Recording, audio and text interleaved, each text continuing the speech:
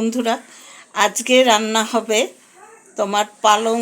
এই যে অল্প অল্প শীষ হয়েছে, ছেলে আবার পেয়েছে, আজকে নিয়ে এসছে। পালং শীষ দিয়ে শিম, বেগুন, আলু সব কিছু দিয়ে এই যে মাছের তেল। এখানে আমি ইলিশ মাছের একটুখানি সামনের দিকটা এটাও সাথে নিয়ে নিয়েছি। এই যে কাঁচা লঙ্কা বাটা, এটা হবে মাছের তেল দিয়ে পালং শীষ চচ্চড়ি। এই যে পেঁয়াজ, আর এইখানে ব্রহ্মপুত্রের ইলিশ, এইগুলো একটু ছোট ছোটই হয়। তা এই ইলিশ মাছটা আমি সর্ষে বাটা দিয়ে করব।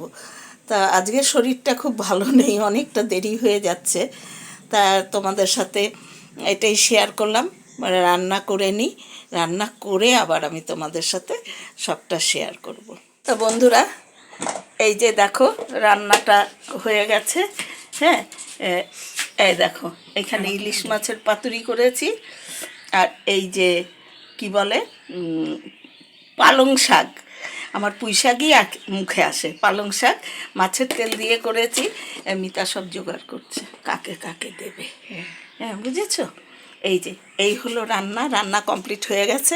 আমার বাঁ হাতটা প্রচণ্ড কাঁপে, আগেও বলেছি, যার জন্য আমি রান্নার ভিডিওটা করলাম না, মানে ছবিটা খুব কাঁপে। তাই বাজার সহকারে, মানে কুটে বেছে রেডি করে নিয়েছি ওটা সহকারে, আর রান্নার ভিডিওটা করে পোস্ট করলাম। সবাই ভালো থেকো, সুস্থ থেকো, সাবধানে থেকো।